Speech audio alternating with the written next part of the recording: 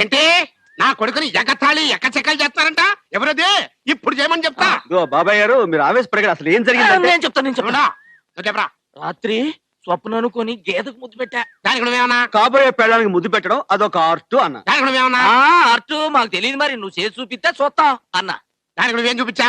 ఈ అమ్మాయిని ఇలా పట్టుకుని అని ముద్దు పెట్టా. నాకు కాబోయే పెళ్ళాన్ని ముద్దు పెట్టాడు. ఆగడాయా, ఏమిటా గొడవ పడుతున్నారు?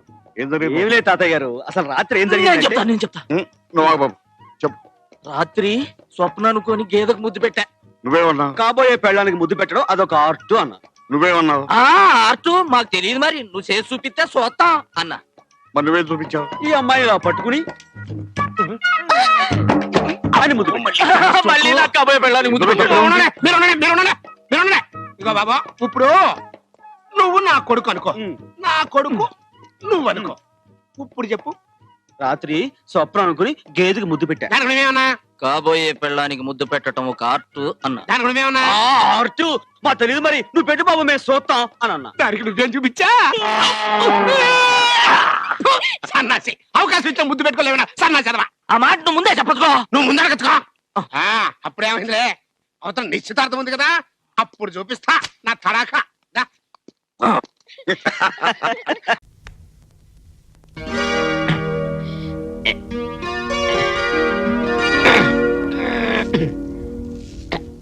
ఆసియా, ఏమిటిది? ఏమండి, చిన్న సాయం చేయరండి. మీ చేతులతో నాకు కొంచెం ఉరేసి పెట్టండి. ఇప్పుడు నీకేం కష్టం వచ్చిందని? ఈ ఆశయ జీవితంలో ఏ ఆశ లేకుండా పోయింది. ఈ బతుకు బస్టాండ్ లో ఒక్క బస్సు ఆగటం లేదు. అసలు విషయం చెప్పు. చెప్పటానికి ఏమండి, చాలా ఉంది. నేను మా పెద్దల మాటలు విని నా మేనకోడల మెల్లో 3 ముళ్ళు వేశాను. నేను శోభనం గదిలోకి వెళ్ళాను, అది మాత్రం పాల గ్లాసుతో రాలేదు. పాపం బూతులో పాలు దొరకలేదేమో. లేచిపోయింది. పెళ్లి నీతో శోభనం పక్కింటి వాడుతున్న టైటిల్ కార్డు నా మొఖాన కొట్టి వెళ్ళిపోయింది. ఎక్కడికి? అడ్రస్ చెప్పలేదు. మళ్ళీ మా పెద్దల మాటలు విని మళ్ళీ పెళ్లి చేసుకున్నాను. మంచి పని చేసావు. కానీ ఏం లాభం? పెళ్ళైన మరుసటి రోజే సాంబార్లో తిరుగుమూత పెడుతుండగా పెద్ద మూత అనిపించింది. పెళ్లి చూశాను. సిలిండర్ పేలింది, పెళ్ళాము పేలింది. గ్యాస్లో గ్యాస్ లాగా అది గ్యాస్లో కలిసిపోయింది. అయ్యో పాపం. మహాపాపం అంతే. ఇక పెద్దవాళ్ళ మాట వినకూడదని నిర్ణయం చేసుకుని నేనేవో అమ్మాయిని ప్రేమించేశాను. ఎవరిని? ఎందుకులేండి అమ్మాయి గారు, ఈ తాడు మెడకేసుకుంటాను, ఈ స్టూల్లో ఒక తను తనండి, కదలకుండా చచ్చిపోతాను. ఆ విరక్తే వద్దు. అమ్మాయి ఎవరు చెప్పు. వద్దు అమ్మాయి గారు, ఆ అమ్మాయి పేరు చెప్తే ఈసారి మీరు ఊరేసి పారేస్తారు. నేనంత దుర్మార్గురాలు కాదులే. ఎవరో చెప్పు. చెప్పక తప్పదంటారా? చెప్పేస్తున్నా. చెప్పేయమంటారా మరి? మీరే. You idiot! అవును రే, నేను ఊరేసుకుంటుంటే కనీసం వద్దని ఒక మాట అనలేదారా? ఏం లేదన్నా, నువ్వు చచ్చిపోతే నేను స్వప్న సుందరికి లైనేద్దామని. రేపు చెప్తానా నీ పని. స్వప్న ముఖే ఆచమనీయం సమర్పయామి, ఉపచారి స్నానం సమర్పయామి. ఓం పిండపారణ దేవతాభ్యో నమః. నైవేద్యం. అయ్యా, ఈ పిండాలు తీసుకెళ్లి కాకులకు పెట్టండి.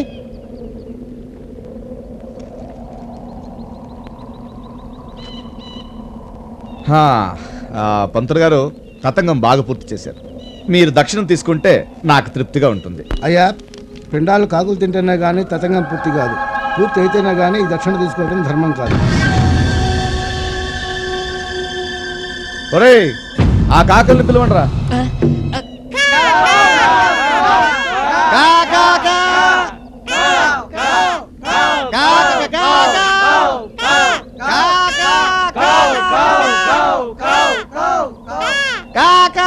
పంతులు గారు, ఈ కాకులు స్ట్రైక్ చేస్తున్నట్టున్నాయి, ఏం చేద్దామండి? ఈ పిండం కాకులు ముట్టినట్టయితే అమ్మాయి ఆత్మ శాంతించినట్టే. ఎలా శాంతిస్తుంది? బతికుండగా అమ్మాయిని ఎన్ని చిత్రహింసలు పెట్టాడో శాడిస్ట్. రే స్వాగతం, నువ్వు మనసులో తిట్టుకోకు, నాకు అన్ని వినిపిస్తాయి. మీరు ఎంత అరిసినా కాకులు రావు. కాకులు రాకపోతే ఈయన దక్షిణం తీసుకోడు, ఈయన తీసుకోకపోతే మనం ఇంటికి వెళ్ళలేం. ఇప్పుడు పంతులు గారు, లోకులు కాకులు అంటారు, నిజమేనా? నిజమేనండి. సామెతేగా? సామెత అయితే ఓకే. సహృదయల్లారా, మీరందరూ నాకు మేలు కోరేవాళ్ళు, మీరు నాకు లోకులు, కాకులు కావాల్సిన వాళ్ళు. సో ఆ కాకులకు బదులుగా మీరే ఈ పిండం తినండి. మీరు ఈ దక్షిణం పెట్టుకోండి, నేను వస్తాను.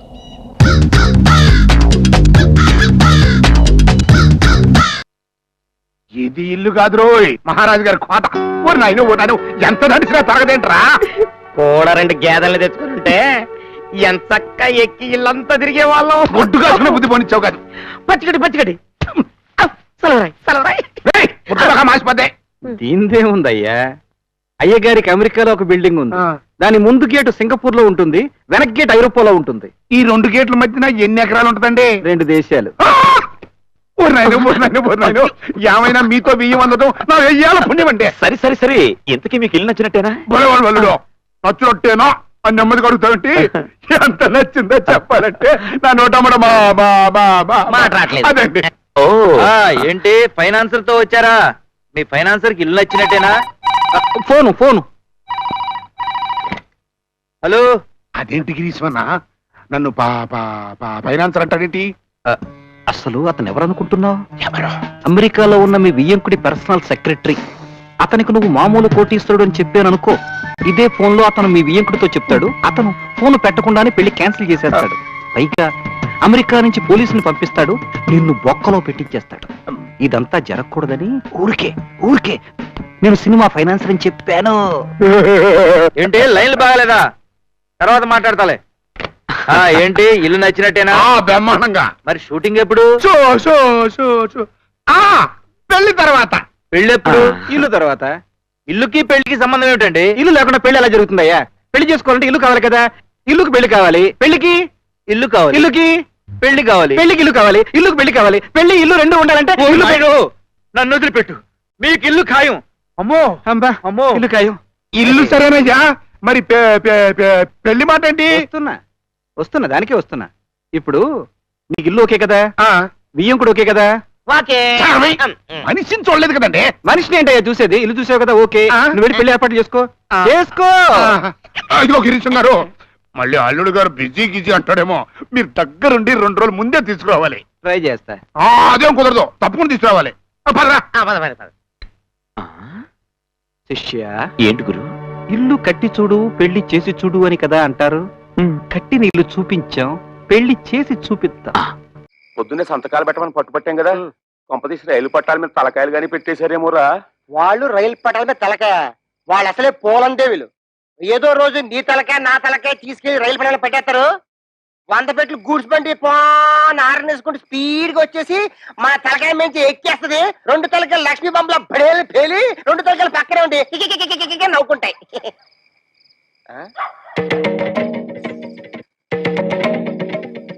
ఎక్కడికి వెళ్ళి వస్తున్నారే?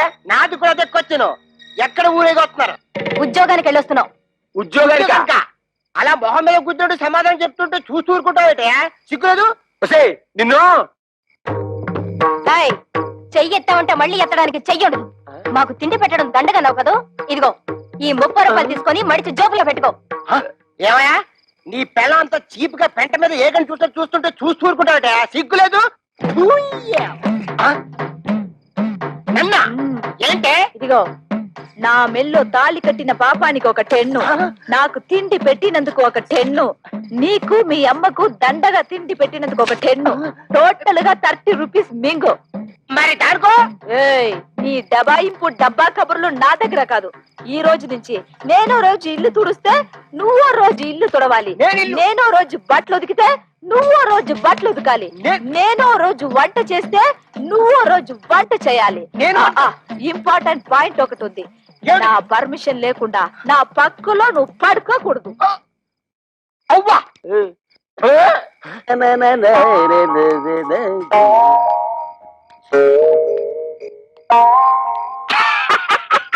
తమ్ముడు, మొహం ఏమిటి అలా ఉంది? మాడిపోయిన మినపట్లాగా. బుద్ధి పోనించుకోలేదు. మాడిపోయిన మినపట్టు కాదు, అరిపోయిన చీపురు కట్టని చెప్పు. ఏ తమ్ముడనే, నీ పిల్ల జై కొట్టిందా చీ కొట్టిందా? చీపురు కట్టలో కొట్టిందా? 30 రూపాయలు సంపాదించి మన పిల్లలే మనం ఎరగొట్టారు. తమ్ముడనే పిల్లం నెలకి 3000 రూపాయలు సంపాదిస్తుంది. తుక్కు రేపేసోడు. నా పెళ్ళం సంతతం పెట్టనందుకు నాకేం బాధలేదు, కానీ ఇంతకాలం నా ఫుడ్ తిన్న మా డాడీ వెన్నుపోటు పొడిచేశాడు. అందుకే నాకు వర్రీగా ఉంది. వర్రీని కూడా కర్రీ అనుకుని సర్దుకుపోవాలి తమ్ముడు.